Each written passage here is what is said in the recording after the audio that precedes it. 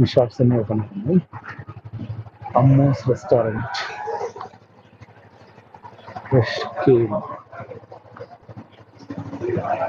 ఇక్కడ పీజీస్ కూడా చాలా ఉంటాయి, అందుకని జనాలు చాలా ఎక్కువ ఉంటారు.